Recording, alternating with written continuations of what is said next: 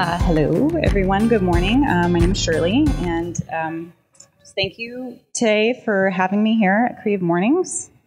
I will try my best not to nervous barf all over you guys because there's a lot of you, and someone will probably Snapchat it, and that would be the worst thing. So, thank you, and I'm truly very glad to be here today. So, hi, it's me. So I'd like to start off today talking to you all about creative struggle, the struggle for ideas, for filling all of those blank pages that we have to deal with all the time. And everyone here in this room knows that that struggle is real, to always be thinking of new things. Because human beings are by nature creative. It's something that separates us from the rest of the animal kingdom. But creativity, contrary to popular belief, is not just limited to the creative industry. We all, as human beings, seem to like making stuff. Constantly, for better or for worse, we fill the world with the stuff that we make. Sometimes too much stuff. But we also continually struggle to find new ideas for that stuff that we make. Every day, it's a pretty endless search, morning, noon, and night. In the shower, on the toilet, what's new, what's next, what's fresh, what hasn't been done. And so our creative careers depend on this search, and our souls depend on this search. So, go back here. So we're all constantly on the hunt for new sources of creative inspiration, all day, every day. So today I'm here to share with you an epic source of creative inspiration, a barely tapped gold mine of brilliance and ideas that's been around us all along, something I think is pretty revolutionary, and it's waiting right here. It's in this room right now. So that sounds too good to be true, right? You're all like, nice try, Creative Mornings lady. There's no new magical creative revolution out there. Or in here, what are you smoking? I want another donut. But what I want to talk to you today, despite the theme, is less about something that's broken, but rather something that's never been fully, completely, totally whole. I hope to share with you today something that I think could truly transform your creative life. If you're a woman, your creative life if you're a man, all of our creative lives, and consequently, I think creativity itself. And I know this magical gold mine exists. And I know this kind of creative transformation is possible because it's something that I've been experiencing myself for several years now. And I can tell you it's undeniably changed me. That's why I'm here today speaking with you all. And it all started with steak tacos with my friend Linda one night. Linda is a very creative designer and entrepreneur. You've probably been to one of her restaurants before. She's basically the shit. And point blank, out of nowhere, we're having steak tacos. She asks, "Are you a feminist?" Just, hey, what do you think about these steak tacos? Also, do you consider yourself a feminist? And so the first thing out of my mouth, and it came out very quickly, very kind of knee-jerk reaction was, no. That was just the first thing that came out of my mouth was no. I mean, like I'm totally into equal rights, duh, and all that stuff. But I'm not a feminist, you know. I'm not aggressive and mean. I like boys, and I don't have short hair. And I didn't know it then. I didn't see it. But I was buying into those old, ignorant, and unfortunately very pervasive stereotypes. At the time, all I knew was feminist equals the B word. And not like the good kind, not like, damn, bitch, that short haircut is the shit. Not that kind. Because most of the time, this involves diminishing ourselves and making us smaller. If we're small and we're quiet, we don't stand out enough for anyone to take the trouble to call us the B word. And then we can continue to go through life, just small and quiet. But I didn't understand any of this when I was having dinner with my friend Linda. All I knew was that a very visceral, very overwhelmingly negative reaction happened in me, and I didn't know where it came from. And that bothered me a lot. That reaction really stayed with me. It never left. It kind of lodged itself into my brain. So almost subconsciously, I just started thinking about feminism. It was there in my mind, and I started to open my mind to it. The first thing I did was start paying attention to the things that didn't feel equal or didn't feel quite right, and being really honest with myself when I caught myself looking past them and ignoring them. As women, we're taught very well to look past these inequalities and just pretend they don't exist, because that keeps us down, that keeps us in our place. I also started to learn about these inequalities, especially when it came to my experience as a creative. Like, for example, according to the last US Census, only 11% of creative directors are women. Only 11%. That was in 2010. The next census is in 2020. A lot of years have passed, so hopefully this slice of the pie is a little bit bigger. But that's a pretty crazy disparity there. And within the creative industry, depending on where you look, it's about half and half in terms of, like, graphic designers, for example. Half are roughly women. So then it just kind of begs the question, why, if there's that pool of creativity, why are only 11% advancing to a level where they're actually directing creative work? There's something wrong there. And then I just started to educate myself more about feminism and to resist that urge to assume and attach myself to those kinds of stereotypes. And then eventually I started looking inward at myself and my own behavior. How is I actively contributing to these inequalities? So I'm a copywriter by trade. Words are obviously very important to me. I kind of need them to live and stuff. So I pay attention to words and language, and I started noticing this topic popping up everywhere online. About women and how they over-apologize. New York Times, Forbes, Guardian, blog, social media. Some of you may have seen these articles too. I think I forget when it was, last year, they just kind of were pouring out. Amy Schumer did a bit about it that's really funny. Advertisers started kind of incorporating this idea into some of their ads. But it was kind of showing up everywhere, and that was really intriguing to me. And I saw some truth in it. I certainly heard women around me saying sorry a lot, all the time, for pretty much everything. But I was also certain I did not do any of these things, not to this degree. I thought I'm smart, I'm confident, I communicate for a living, I say what I mean. I do not apologize. But I was wrong. And I found this out by looking closer at the words that I was writing, and not my taglines or TV spots. I started looking at my email, just stupid, boring email. Because there are, in our lives, like, so many emails all the time. And all day, that is what we are all doing. From when we get up, when we go to bed, we're composing emails, we're replying to emails, we're forwarding emails, boring emails, happy Monday emails, urgent emails, team emails, client emails, all the emails. And so, sticking together. So we exist in a culture of constant written digital communication. We don't talk on phones anymore. We text, we emoji, we Kimoji, we Facebook, and in the professional world, we email a lot.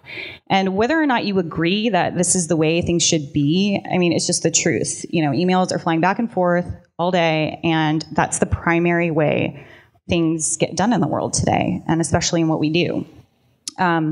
So what this means is that email is actually a very, very powerful tool.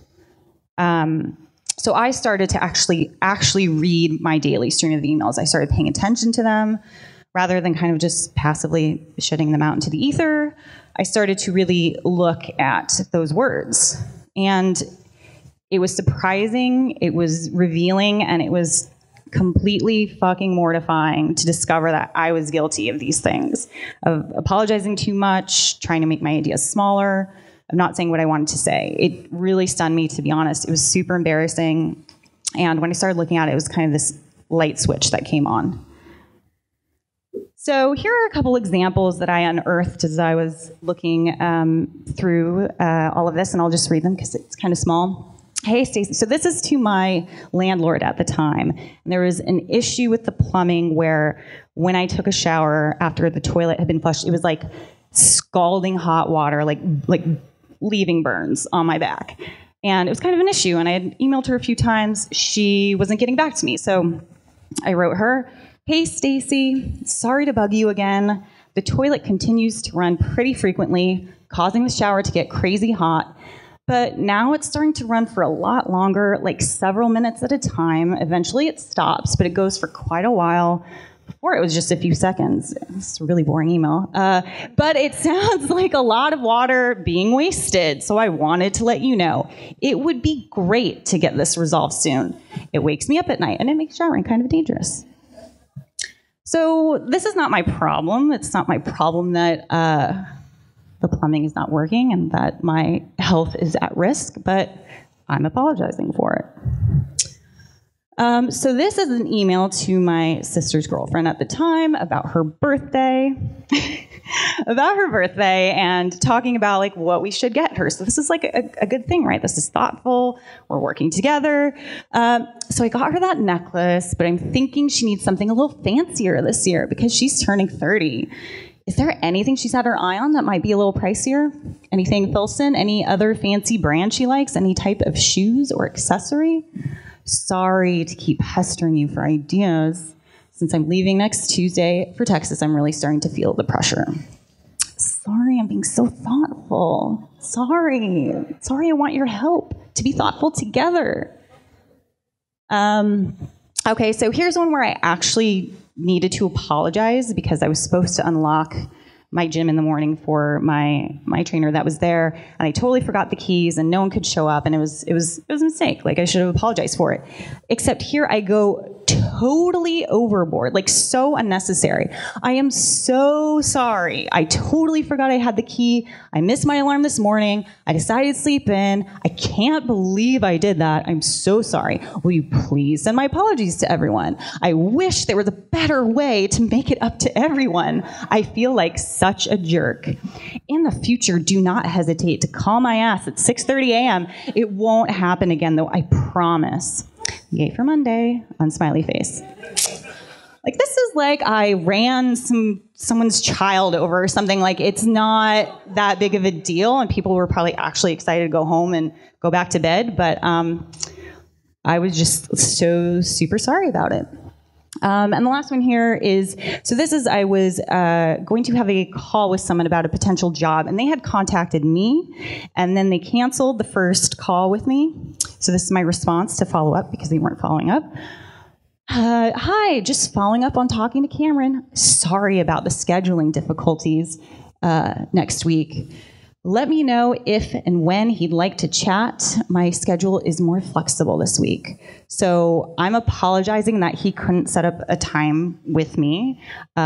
Maybe he wants to talk to me, maybe not, I don't know, like whatever. And yeah, like I'll make the room in my schedule. I will do anything, even though you totally fucked up and it's not my fault.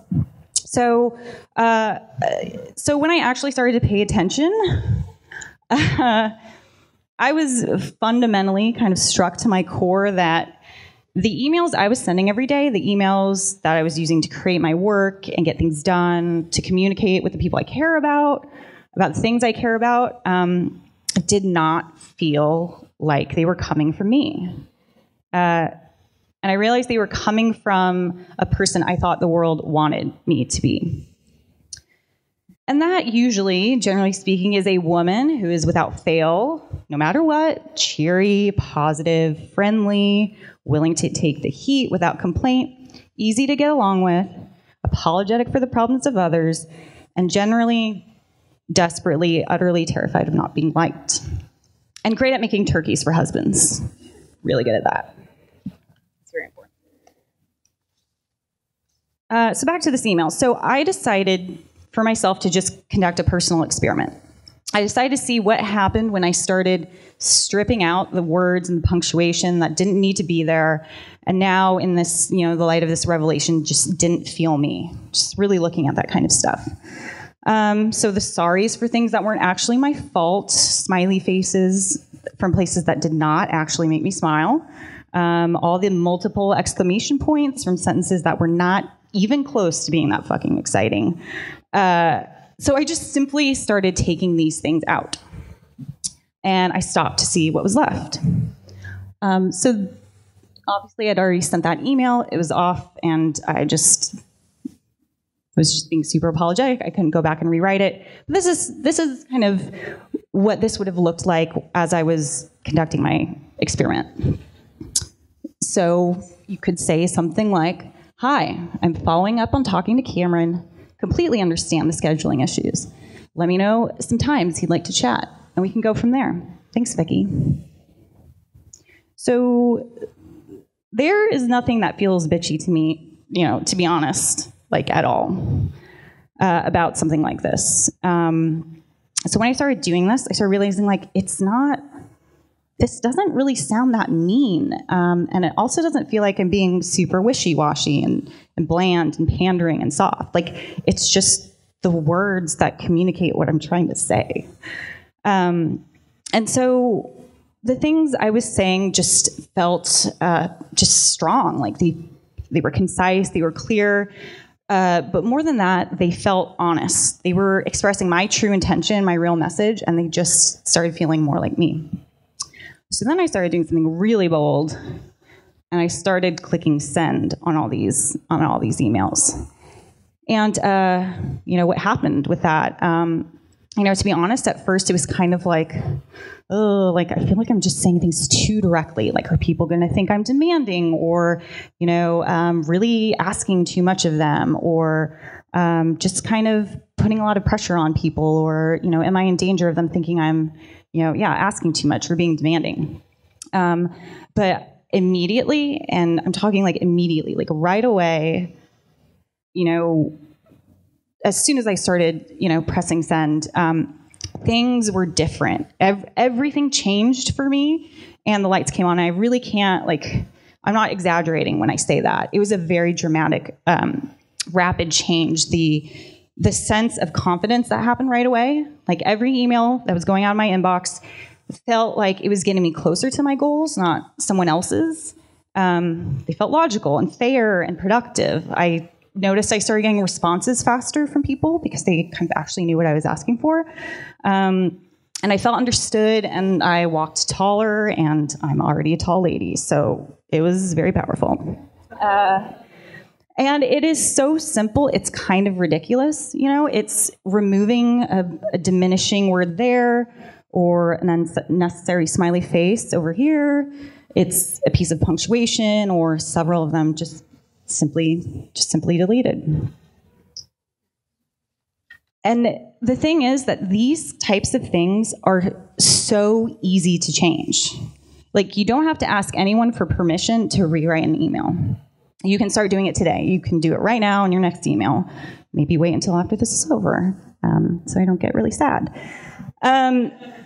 And although this realization came to me through the lens of my relationship and journey with feminism, the ways I, as a woman, am uniquely affected by those societal expectations, and the nature of my job as a creative, as I kept thinking about this topic and talking to more people about it, it became very clear that this is not just a problem with women.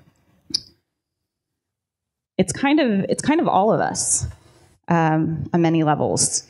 It seems that we all are struggling with communicating in ways that feel authentic to who we are, especially in email, but kind of in general, without feeling like we're upsetting or bothering or inconveniencing something else.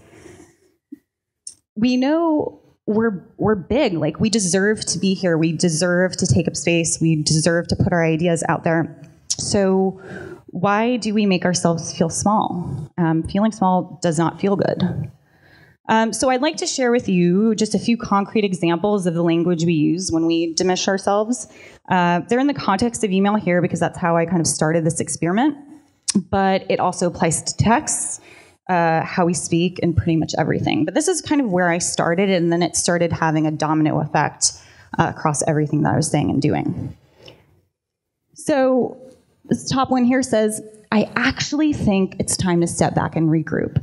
I actually think I have a good idea that I might share with you, but I'm not sure. I believe the best thing to do is regroup, but I'm not sure if you respect my judgment. Or you could say something like, let's regroup and chat about it. Like, it's not so crazy to suggest, like, you know, let's regroup. Like, are you asking too much from people? No, you're not. You're just doing your job. So actually is one that's very, very common and pervasive, and I still do it. So here's one where you're like, okay, like, what's wrong with smiley faces and exclamation points? It's nice, you know, you want to be encouraging and have energy and make people feel appreciated. So the presentation looks great. Thanks! Exclamation, exclamation, exclamation, winky face. So you really just needed to let them know that you liked it. You know, and what you're kind of saying with that is the presentation looks great, and I really, really, really want you to know I appreciate your effort, and you're the best, and you're the greatest, and great job. And it goes a little overboard. But you could say something like, the presentation looks great. Thank you so much for your hard work on it. And I think this is one of the really powerful ones where if you really appreciate what someone does, if you just say thanks with this kind of like bland, you know, excitement that kind of everyone adds to their emails nowadays and their texts, it doesn't mean anything. It kind of feels really empty and vapid, you know, it's just kind of there. But when you take the time to specifically point out what that thing is that you're thankful for, it has so much power. And this is one of the things that you can start doing right away. You can start just, if someone does a great job, if you're appreciative of someone, don't just say thank you, but say thank you for what it is. Call it out, describe it, and I guarantee you it makes that person's day or week or month. It's just one of these small acts of kindness that we can do that makes you feel good, it makes them feel good, and it just is so much more meaningful than exclamation points and winky faces.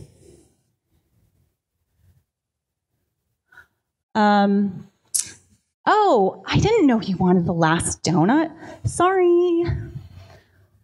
What you're saying with that, so you get to the donuts and you like grab the donut that you really, really want, and you got there first. Like, it is fair game here to get the donut that you want. So you got there first and you're really excited about it. You're hungry, it looks good. But now I feel bad. You probably deserve this donut more than I do. When you apologize for getting something that's yours, you're basically saying you don't deserve it. Or you could say, oh, did you want this donut? Let's split it. Cool, let's both enjoy the donut. But you don't have to be sorry, because you were there first. But you can be a really nice person and share your donut. That's fine. So, let's see, where am I?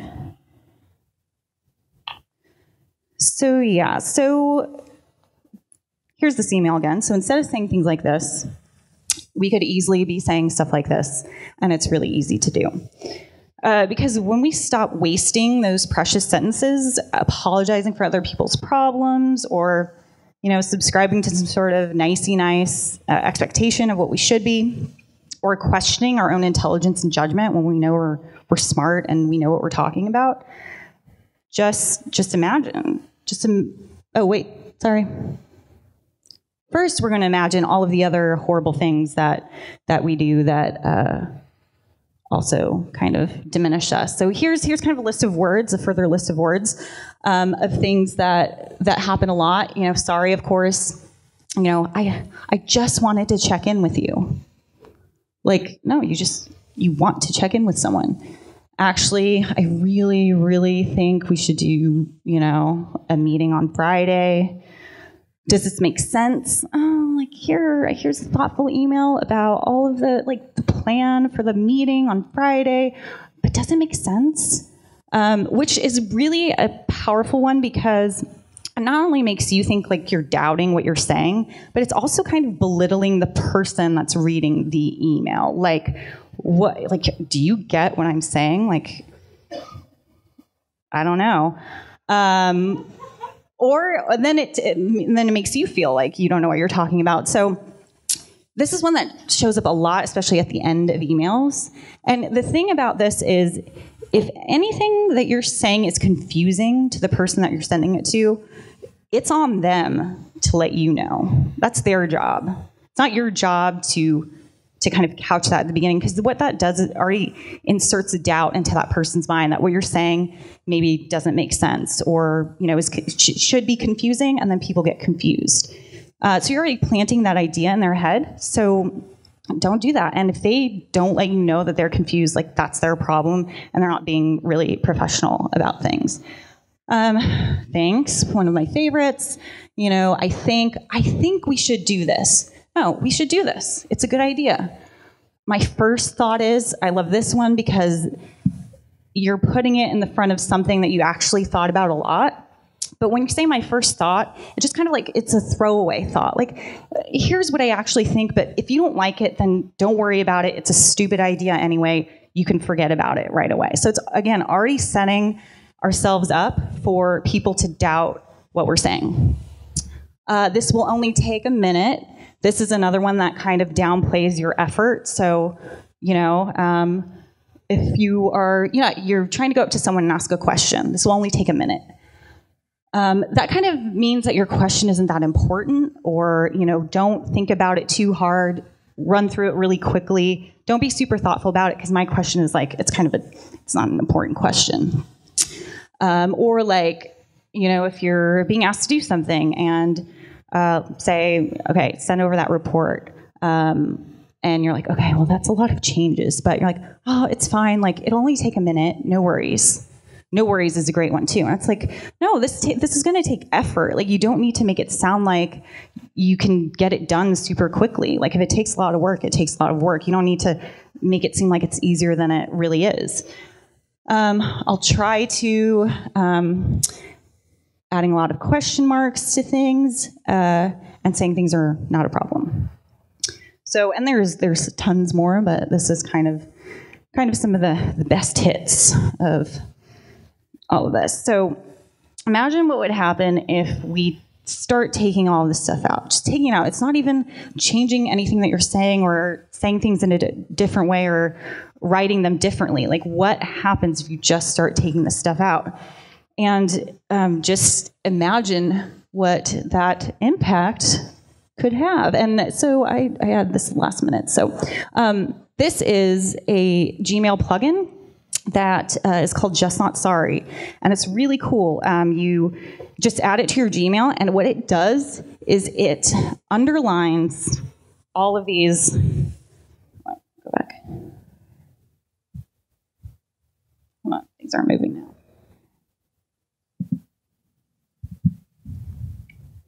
Hello.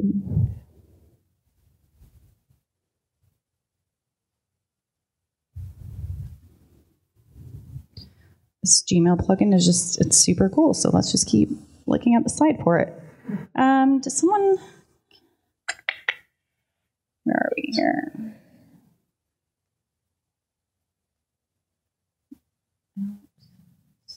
Sorry about this, guys. I'm not sorry. The computer is sorry. I didn't do this. Oh, see, it is a constant struggle, I'm telling you. It's so embarrassing. This is just going south.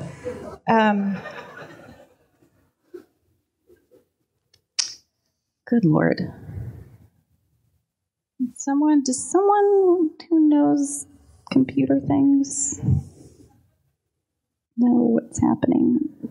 Frozen, I think. No, you are not sorry, David. Oh, okay, well. Get back to it, shall we? So, yes, these are the words that we should take out. And what happens if we do? Here, pressing, what happened? I'm pressing the arrow. That's what I'm supposed to press, yeah? What? Come back and do that again. Please.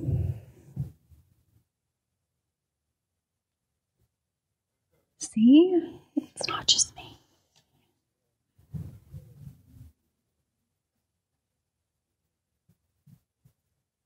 Okay, let's imagine there are no technical difficulties, and this has just been so thrilling. So let's just imagine what women could do all the time, with all the time, energy, and words that we spend on being sorry instead of being bold. Sorry, I'm not sorry. Imagine how women, if we're sharing our thoughts, how they really are, how that would impact ourselves, our confidence, and then consequently our creative work, and then the industry. What that would free up for all of us, how that would make us feel, and which of our ideas now would actually get a fighting chance in the world, because we're not making them small, we're making them big. And imagine, us putting what we believe and think and dream of out into the world without apologizing for it. But then let's imagine what could be possible when we're all doing that. When we all start creating from a place of empowerment and a fundamental belief in our own essential goodness and intelligence, from sharing ourselves and our ideas generously and openly, and from being, a lot of this is about vulnerability. So can we start seeing vulnerability as something to be proud of, as something that's strong, and not an embarrassing weakness? And not create from a place of doubt and assumption that what we do isn't going to be liked by anyone, because that's where it comes from, a fear of just not being liked. So if we do this together, it's my belief that if women and men and all of us do this, and we're in this together, I think something really big could happen. I like to think about kind of the pure, fully exuberant creativity that would finally fully be unleashed if we do this. The kind of creativity that's been pushed down for far too long, and creativity the world really needs. And so it's my belief that when we speak and share our ideas and ourselves unapologetically with the world, it can transform creativity on a scale that we can't even imagine. Because up until this point in human history, women especially have not been given the platforms to share their ideas. So it's just never happened yet. It's not creative equality hasn't happened yet. So just imagine when you take the other, 44% of women that could be creative directors, and you put them out into the world with their ideas. Because, science to date has not figured out a hormone for creativity. Like, we don't need big man muscles to kill saber-toothed tigers anymore. We don't need that to survive. We need brains to survive, and there's nothing in science that tells us that our brains are somehow less creative. That just doesn't exist. So imagine if that could finally be out in the world the way it's supposed to. That's just a creative force that has never existed. So instead of something being broken, what I think about creativity is that it could finally just be made whole. It's not broken. It's just missing a really big piece. And we can all start doing it today. We can do it right now, after donuts. We can do it together straight after this morning. So this month, hopefully this month, I'm going to be launching a website called wearenotssorry.com. Here's a cool hashtag. The kids are doing it these days. I'm not sure exactly what it's going to be yet, full transparency, but it's a place where I want to continue the conversation, and I would love to get your ideas and feedback. What would be helpful? What do you want to hear? This is something that's really important to me. That's why I'm here speaking in front of you guys, because I don't like doing that, and it makes me really sick and nervous in my stomach. But I think this is so important that I want it to be a thing that helps creativity flourish, and I think that's possible. So I would just be really open to your feedback and kind of what you want to hear and the impact that this has on you if you start doing it, which I hope you all do. And that's the thing about these things, is once you start looking at them, you will not be able to unsee them. You're not. And so you have the choice of making a change or just keep doing what you're doing. But I guarantee you're not going to be able to not see all those extra smiley faces and the actuallys and the justs. So you can get in touch with me via my website. Thank you. Thank you for having me here today. Thanks. Oh, I guess now we're doing, and now Q&A, I think. If anyone has any questions. I don't know, how are we doing on time? 7 minutes, okay, cool. Yes, in the hat. Oh, Hum Creative, yes. So this has been my first week, actually, and it's been the best week ever. They are the nicest people. We're going today, actually, to take a little studio field trip to Vashon to watch a sheepdog competition. So just because that sounds cool. So I've been really welcomed. It's a small studio, but it's really exciting. They do great work and are really focused on local clients and businesses. Seattle is kind of going through this amazing growth spurt, and for good or for bad, there are positives and there are minuses, but there's a lot of talent and entrepreneurs coming to the city, and those are the kind of businesses we want to work for, people who have kind of those shared values of doing something meaningful. So I'm very excited to be there, and hopefully I do a good job, but sheepdogs, that's happening first, so yes.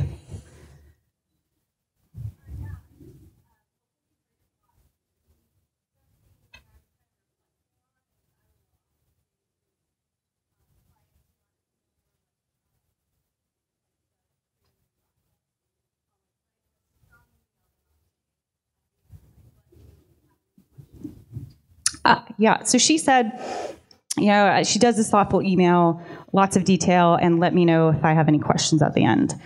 Let me know if you have any questions isn't the same as does this make sense? So does this make sense is saying like this could be nonsensical and like totally like gibberish when it's not. But saying like let me know if you have questions, that's just opening the conversation, saying like, yeah, like I'm here if you need more information. So I don't think let me know if you have questions is a bad thing at all. I think it's a great thing to do, especially after you've got a lot of detail in an email. So you're doing good, kid. Yes.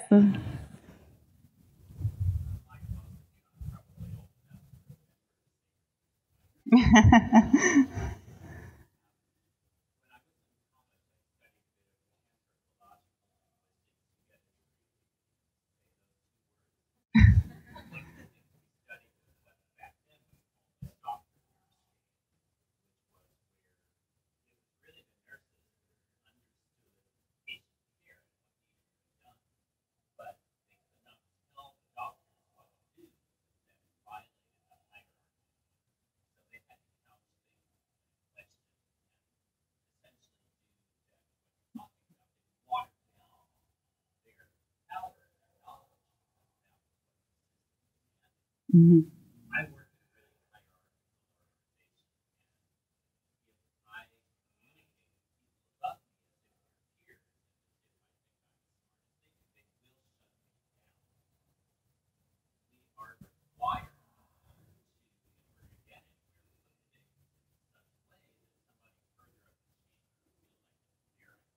Mm-hmm.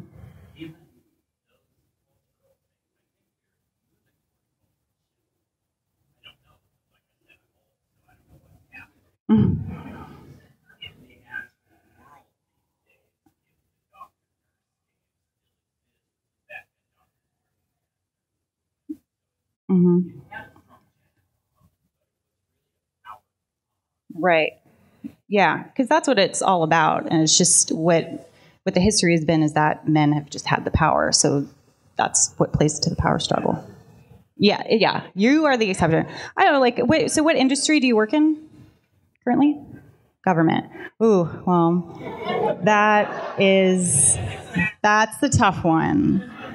I think, it's kind of hard to understand it exactly without knowing kind of what the things, how you specifically are talking about things. But if you live in a world where just saying, let's have a meeting instead of, I'd really love to have a meeting with you, when would work for you, I can totally be flexible, don't worry about it. Like, if you live in a world where you can't say, let's have a meeting, I don't know, it kind of sounds like a shitty place to work. You might want to think about that. Yes, the lovely woman in the white shirt. Hey, sister. Mm-hmm. Can you give me like an example maybe of a situation? She's a flight attendant. Mm-hmm. Yeah. I think for stuff like, yeah, if the plane's late, not your fault, but you can say things like, I'm sorry for the inconvenience, or more like, actually, what can I do to make this better for you? Like, is there something I can help you with? Like, let me know what I can do to, make this situation better for you, and offer a solution, I guess, instead of just saying you're sorry for something. That's the worst. It's so condescending, yeah. Like, not I'm sorry for something I did, but I'm sorry, like, you're such a baby and you can't handle what I'm doing. Well, you should stop, Tina. You should stop right now. Yes.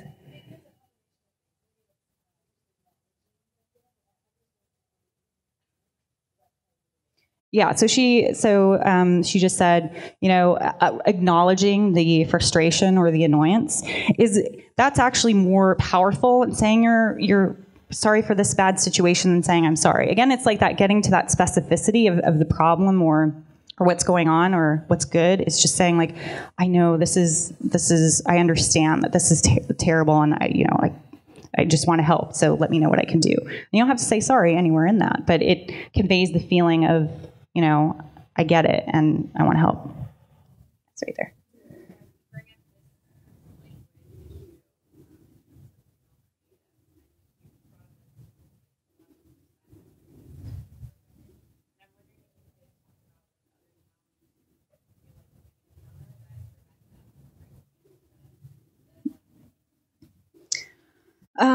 I mean, it's a male dominated, depending which industry. I came up in advertising, which is overwhelmingly male dominated.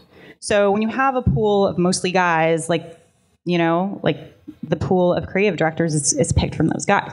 So it's really tough. And then when you kind of grow up in a culture of that, you come up kind of keeping yourself down a lot. So you don't know how to advocate for yourself and to feel strong. So it can be a really environmental thing, depending on the industry. But, like, the way to overcome that is just to kick ass at your job. Like, just do the work and make it great, and just don't apologize for it. Just keep doing it. And, like, someone will notice, and someone will appreciate that. But you kind of have to be willing to put it out there fearlessly, because otherwise, like, your ideas don't reach the level of what it can really be, and what can really be impressive, and what can really make a difference. So it's hard, and you just kind of have to keep your nose to the grindstone and just keep at it. And I think it does have an effect. And if it doesn't, if you feel like you're doing your job well and you're saying what you need and it's not being recognized, get out of there. Like, go find people who recognize that, because every place is not like that. One more question.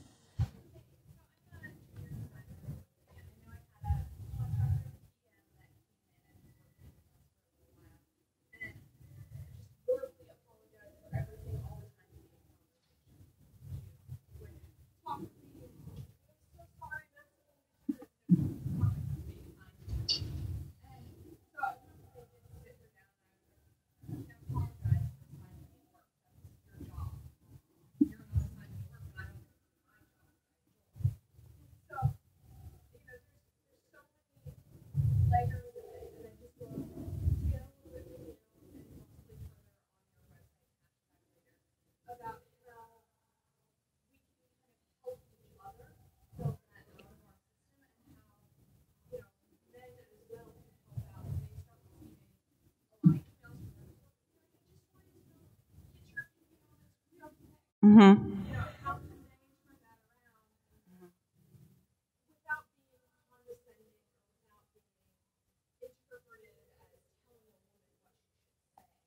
Mm-hmm.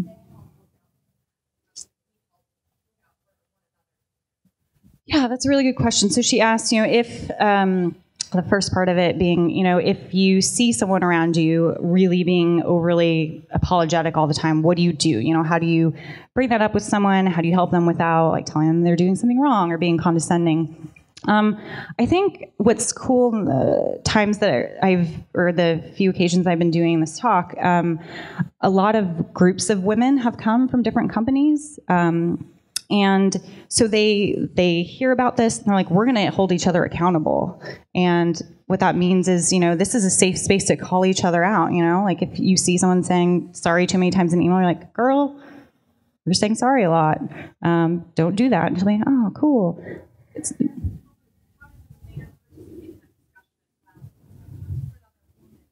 Mm-hmm.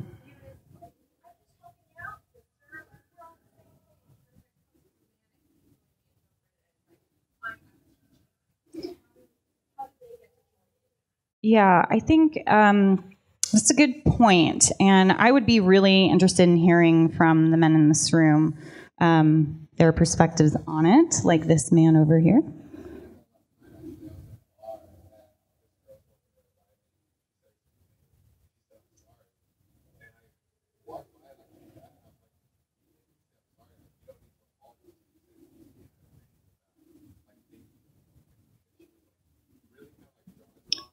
Mm-hmm.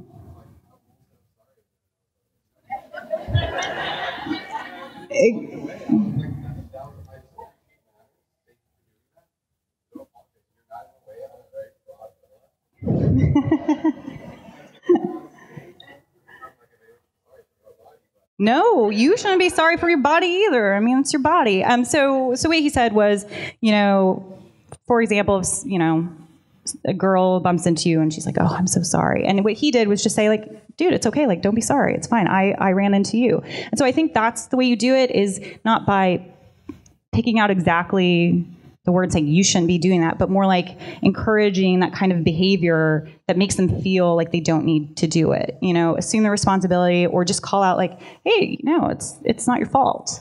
But you don't have to say, stop saying sorry. You can just say, dude, it's not your fault. It's cool. And that will start building up the confidence to just start letting go of that language. I think we're over, are we? Okay, thank you.